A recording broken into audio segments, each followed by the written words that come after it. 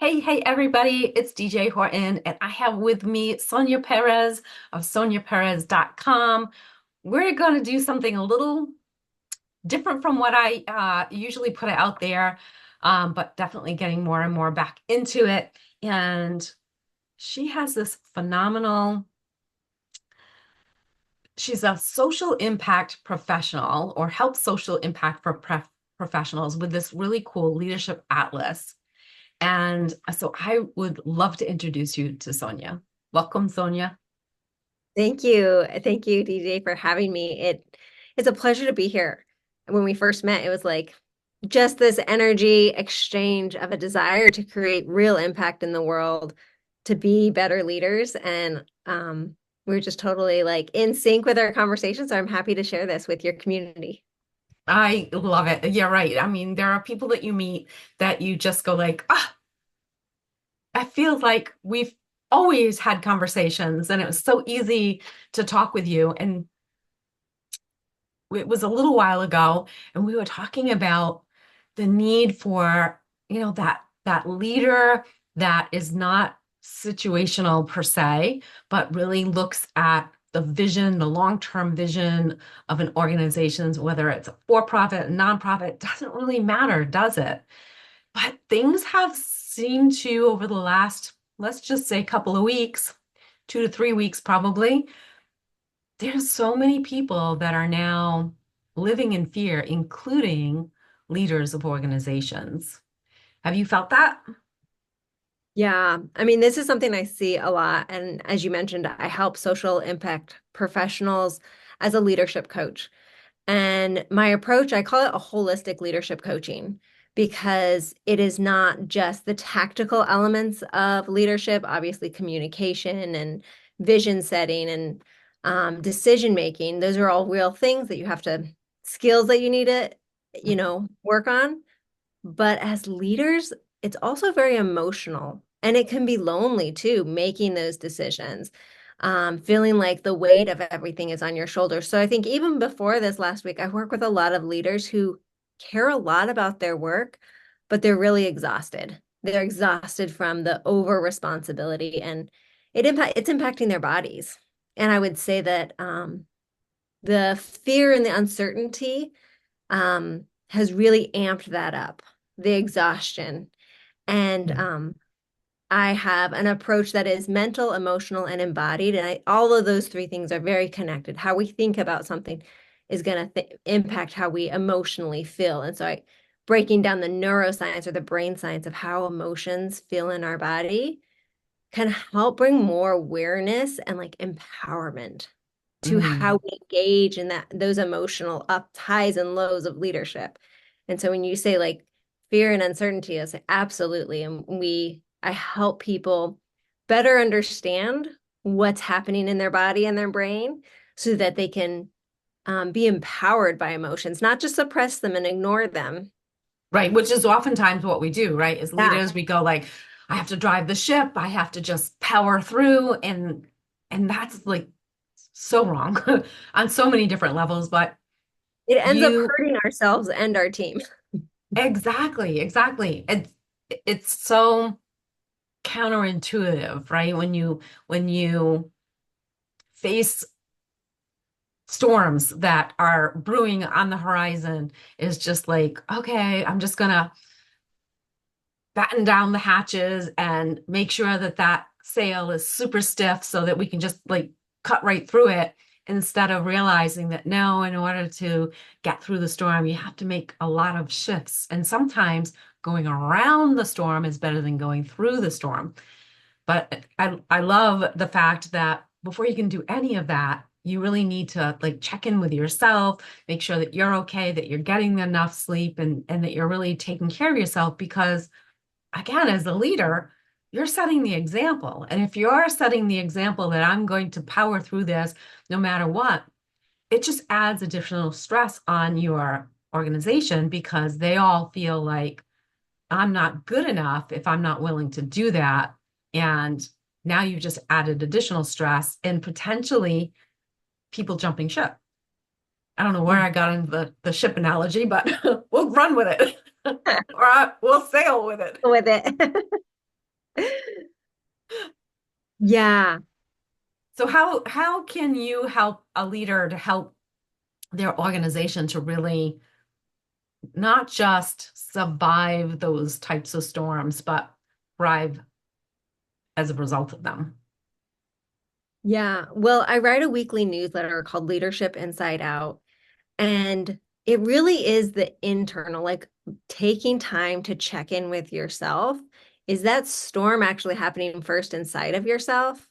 And how do you identify what is true? Like, what are my thoughts, my anxious thoughts? Like, our brain is good at predicting or it's good at trying to predict, right? And Mhm. problem solve. That's how we move forward with a lot of creative problem solving. And yet sometimes it gets overactive in overthinking about what could happen. And then it comes out as anxiety. So just being aware of the thoughts that you're thinking and noting some of them are true, some of them might not be. How do I want to think about this situation?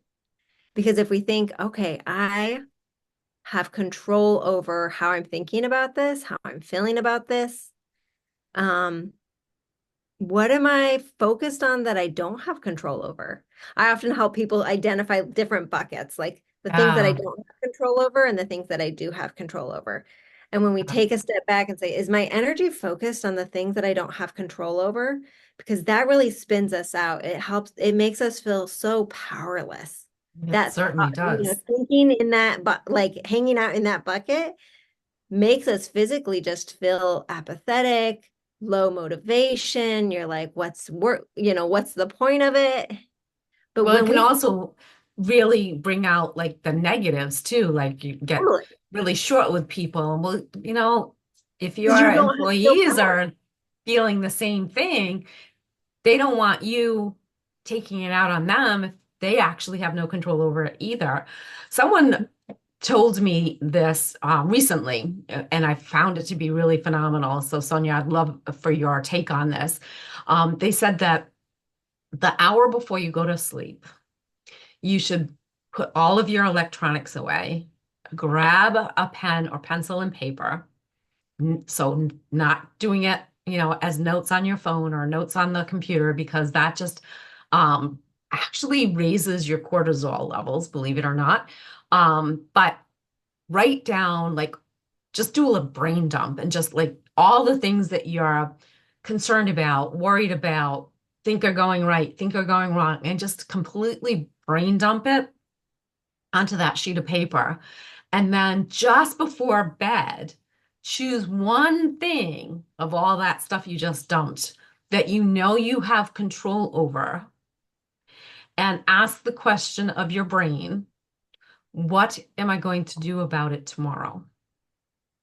And what they said was that your brain then puts you to sleep and starts to go to work on that. And oftentimes you wake up with a very clear plan of action. And I tried it and I found that it works really well.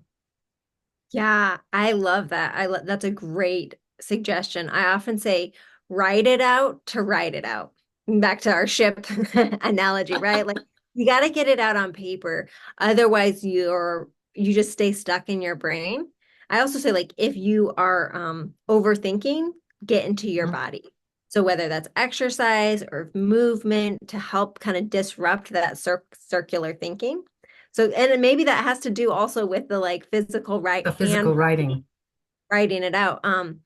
But being off your phone before you go to sleep, and then also when you first wake up for the like at least like half hour, because when you start intaking information, your brain is just starting to wake up and it's coming out of a different type of wavelength. And so having that space can really calm your nervous system and not spike your cortisol. So when you are able to think clearly about the day, what are the two things that are important for me today?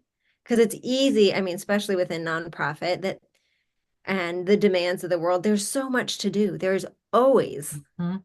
more to do, another article to read, another person to text or email. Right. And so you can identify one or two things that are, this is a priority for me today, then it helps keep you out of that overwhelm of there's always, like, and then you can start tracking your progress a little Yeah. bit more, rather than focusing on the never ending like tsunami of things that we feel like we need to do. Yeah. And you know what? I found that, and I love that you said when you first get up for the first half an hour, you shouldn't be grabbing your phone and checking emails and stuff. And not even realizing that I was doing it. I was not getting on. When I wake up really early, usually before like the birds wake up. So I go downstairs, grab my cup of coffee, I go sit back in bed, and that's like my wake up time. And what I found after I started doing that brain dump is that I would pick that back up. And instead of reading through it, my brain would say, okay, here's the first thing you need to do. And so I would take that quiet time with my cup of coffee and write those two or three things that immediately came to me first thing in the morning. Because, like you said, all of a sudden you get into your emails and everything else floods in. And those first few thoughts that you have in the moment are usually the answers to the problems that you've been trying to solve. And if you drown them with, inbox and everything else, you forget that you already figured out the problem. You already have the solution. So I still struggle sometimes to not pick up my phone and check the computers or get on social media. I'm like, no, until I finish my first cup of coffee, I can't do that. I can pick up that pad, I can pick up the pen, or I can pick up a personal development book so that it's me time. And it totally has changed the whole trajectory of my day. Absolutely. Yeah. And I call that mental fitness because I like that. simply a practice, we can go in different phases of more health or less health in a lot of different ways, but mental fitness is that I'm not going to do this because I care about my brain. I want to work with my brilliance and not against my brain and so it's still a practice for me on all of these good Hey, tips, trips and we're stuff. human. We're gonna make mistakes and fall backwards into bad habits. And like even just appreciating our humanness, that's a big piece of my coaching is to realize that our humanness is not a liability. And What makes us with unique? compassion, when we have compassion with ourselves on some of these habits and these things that we want to incorporate, then it's so much easier to pick it up again. I work with people that are like, oh, it's so hard to create these habits or stick with them. And it's like when we dig a little deeper, it's because our mind is like, doesn't want us to feel the shame of falling off the wagon. Mm. Well, you know what? And it also really, when we practice that, right, it reminds us of our compassion for others, but it also helps us to be more authentic because people sense what's going on, whether that's what you're showing or not. And so if you're not being authentic, then people are not going to be trusting of you, and they're certainly not going to follow your direction or even, aspire to be like you. But I'm noticing how much time we've already been talking, and we wanted to keep this quick and just give you some thoughts and some potential tips. And so here's what I would propose. Sonia, tell me whether or not you agree with this.